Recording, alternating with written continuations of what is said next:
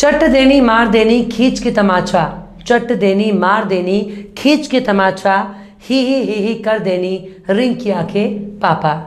चट से मारने और पट से तमाचा जड़ने के चक्कर में रिंकिया के पापा ने गजब का छक्का मारा है, जिसे देखने के बाद अस्पतालों के चक्कर लगाने वाले बेचारे नौजवान भी रिंकिया के पापा से मिलने के लिए तरस रहे हैं। पूछ रहे हैं कि हे तिवारी जी, ऐसा कौन सा पान खाए हैं जो 51 की उम्र में सब कुछ हरा भरा है? आखिर कौन से मंदिर में मत्था टेकने गए जिसके बाद तुम्हारे घर में किलकारियां गूंजने जा रही हैं? आखिर कौन से दरगाह पर चादर चढ़ाने गए थे जिसके बाद खुशी में लड्डू बांट रहे हो?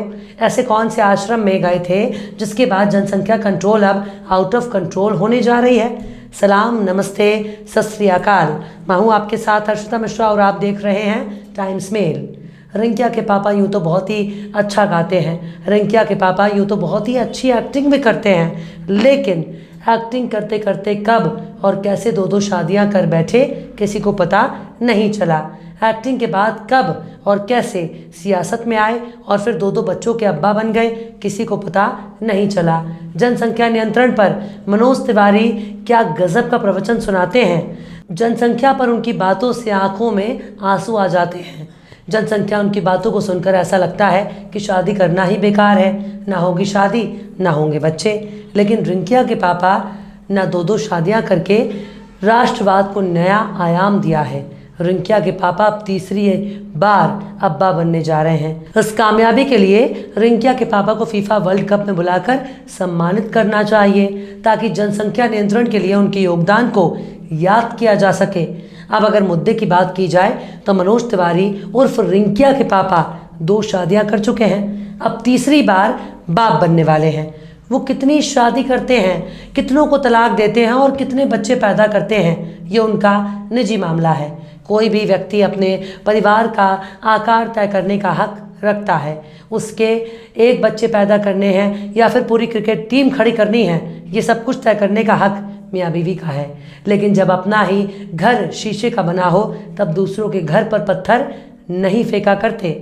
दरअसल मनोज तिवारी वही शख्स है जो जनसंख्या नियंत्रण पर बहुत बड़े बड़े ज्ञान बांटते रहते हैं, लेकिन अब 2 बच्चे पैदा करने वाले लोगों को तिवारी जी की तरफ ध्यान से देखना चाहिए और तिवारी जी को अपना गुरु मानकर आज ही परिवार का साइज बढ़ाने पर विचार करना चाहिए।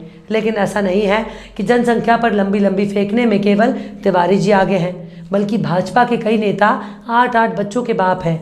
बेटा पैदा करने की चाहत में बच्चों की लाइन लगाने में भाजपा वाले बहुत ही समझदार हैं। लेकिन भारत में जिस तरह से जनसंख्या को लेकर शोर मचाया जाता है उसके कई सियासी मायने भी हैं। लोगों को समझाया जाता है ज़्यादा से ज़्यादा बच्चे पैदा करो वरना देश में दूसरों की आबादी तुमसे ज़्यादा हो जाए और तुम्हारी कम। अक्सर हमारे देश में ज़्यादा बच्चे पैदा करने का राग वही लोग अलापते हैं जिन्होंने खुद शादी नहीं की या फिर उनसे किसी ने शादी नहीं की या फिर वो खुद ही इस लायक नहीं थे उनसे कोई शादी करे और बच्चे पैदा करे। आखिर कैसे रिंकिया के पापा ने लगाया चौका छक्का? आखिर कैसे रिंकिया के पापा ने किया जनसंख्या नियंत्रण? आखिर कैसे खुद भाजपाई हैं 8-8 बच्चों के बाप? आखिर कैसे मनोज तिवारी ने बच्चे नहीं पैदा कर पाने वालों को दिया मुंह तोड़ जवाब? बताएंगे आपको और भी बहुत कुछ। लेकिन आप अगर हमारे चैनल पर नए हैं और पहली बार हमारी वीडियो को देख रहे हैं तो आप हमारे चैनल टाइम्स मेल को सब्सक्राइब कर लें, वीडियो को लाइक कर दें और बेल आइकन का नोटिफिकेशन बटन भी प्रेस कर दें ताकि बिना देरी हमारी हर खबर आपको मिलती रहे। लौटते हैं अब खबर की तरफ। भोजपुरी सिनेमा में अपनी गायिका का डंका बजाने वाले एक्टर और सिंगर मनोज तिवारी एक अच्छे पॉलिटिशियन भी हैं। रिंकिया के पापा गाने ने मनोज तिवारी को वाकई रिंकिया के पापा के नाम से भी जाना जाता है। लेकिन अभी हाल ही में मनोज तिवारी ने ऐलान किया है कि वो एक बार फिर अब्बा बनने जा रहे हैं। बच्चों की अम्मा की गोद भराई की खबर खुद रिंकिया के पापा ने सार्वजनिक की है। मनोज बाबू 51 साल की उम्र में तीसरी बार पिता बनने जा रहे हैं। टाइम्स मेल की तरफ से उन्हें ढेर सारी शुभकामनाएं। लेकिन तिवारी जी ने 51 साल की उम्र में खुशखबरी सुनाकर उन तमाम शादीशुदा नौजवानों को मुंह तोड़ जवाब दिया है जो कई साल से एक बच्चे के लिए तरस रहे हैं। लेकिन अभी तक बच्चों की किलकारी के बिना उनका घर सुनसान पड़ा है। तिवारी जी ने सिर्फ नौजवानों को खूब मेहनत करने की सलाह दी है, बल्कि खामोश तरीके से समझा दिया है कि मायूस नहीं होना चाहिए और अपने लक्ष्य को प्राप्त करने के लिए दिन रात मेहनत करनी चाहिए। मनोज तिवारी उन नौजवानों और बूढ़े हो चुके लोगों के लिए एक मिसाल हैं जिन्होंने अब तक केवल एक ही शादी की है, क्योंकि मनोज तिवारी ने पहली पत्नी से तलाक के बाद 2020 में दूसरी शादी की है और बहुत ही तेज़ी से तरक्की भी कर ली है। सुरभि तिवारी से 50 की उम्र में मनोज तिवारी ने शादी रचाई थी। सुरभि से उनकी एक बेटी है। मनोज तिवारी ने खुशनुमा पलों को शेयर करते हुए फैंस को बताया कि कुछ चीज़ें शब्दों में बयां नहीं की जा सकती। तीसरी बार पिता बनने को लेकर वो बेहद ही खुश और एक्साइटेड हैं। पत्नी सुरभि की बेबी शावर का वीडियो शेयर करते हुए मनोज तिवारी ने कैप्शन में लिखा है, कुछ खुशियों को हम शब्दों में बयां नहीं कर सकते, बस महसूस कर सकते हैं। इसके साथ ही नज़र बट्टू इमोजी भी उन्होंने लगाई है। लेकिन तिवारी जी के तीसरी बार अब्बा बनने की खबर से कई लोगों के सीने पर सांप लौट रहा है। सोशल मीडिया पर मनोज तिवारी पर ढेरों सवाल खड़े किए जा रहे हैं। पूजा माथुर नाम की ट्विटर यूज़र ने लिखा, भाजपा नेता मनोज तिवारी 51 साल की उम्र में फिर से पिता बनने वाले हैं। मनोज तिवारी खुद 6 भाई बहन हैं और अब शायद मनोज तिवारी हम दो हमारे दो की बजाय हम दो हमारे 3 का नारा बुलंद करेंगे। #मनोज तिवारी। बंटी लोधी नाम के ट्विटर यूज़र ने लिखा कि बेटे के लालच में 51 साल की उम्र में पिता बन रहे हैं भाजपा सांसद मनोज तिवारी, जबकि पहले ही 2 बेटियां हैं। भाषण में कहेंगे कि लड़का और लड़की में भेदभाव नहीं करना चाहिए। जनसंख्या वृद्धि तो ऐसे लोगों की वजह से ही हो रही है। सरा अंसारी नाम के ट्विटर यूज़र लिखते हैं कि तिवारी दंपत्ति को शुभकामनाएं। मनोज तिवारी की पहले से 2 बेटियां हैं। अब 51 वर्ष की उम्र में तीसरी बार पिता बन रहे हैं। 2 रिंकियां हैं। अब शायद एक रिंकू की आस लगाए बैठे हैं। मयंक यादव लिखते हैं कि 1999 में रानी तिवारी से शादी की एक बेटी हुई और फिर 2012 में उसे तलाक दे दिया। 2020 में सुरभि तिवारी से शादी की, इससे भी एक बेटी हुई। 2 बेटियां पहले से हैं। अब 51 साल की उम्र में फिर से बाप बनने वाले हैं मनोज तिवारी।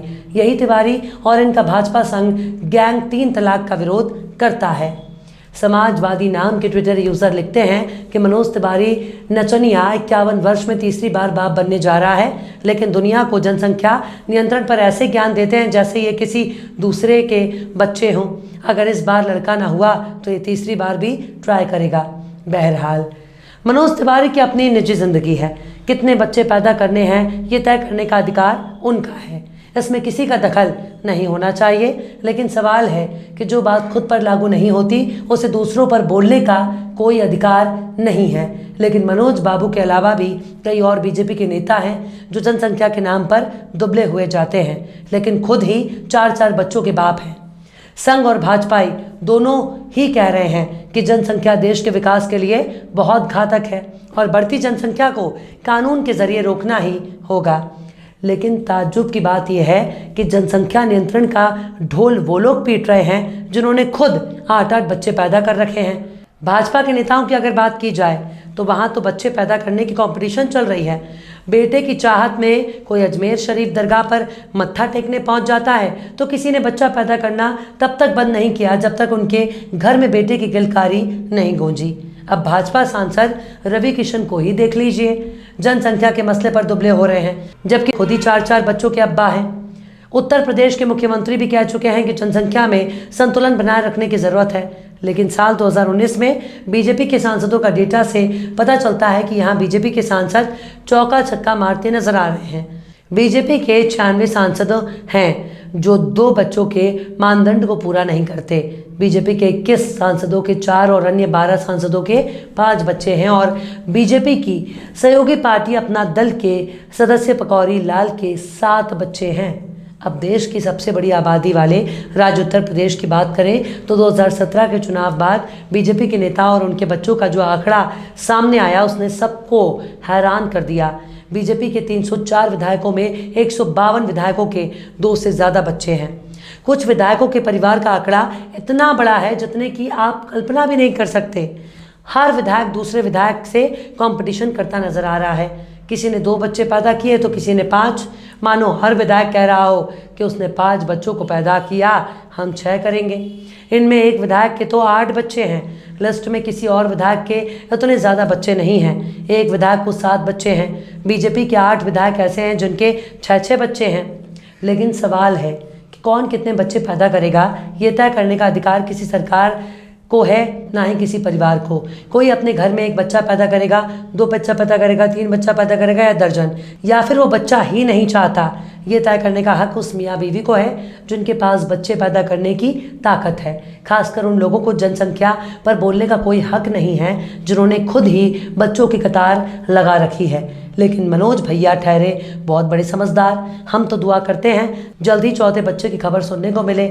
हम तो ये भी दुआ करते हैं तिवारी जी लगे 3री और 4थी शादी भी कर लें। वैसे भी तिवारी जी जनसंख्या नियंत्रण पर बहुत अच्छा बोलते हैं और उस पर अमल भी करते हैं।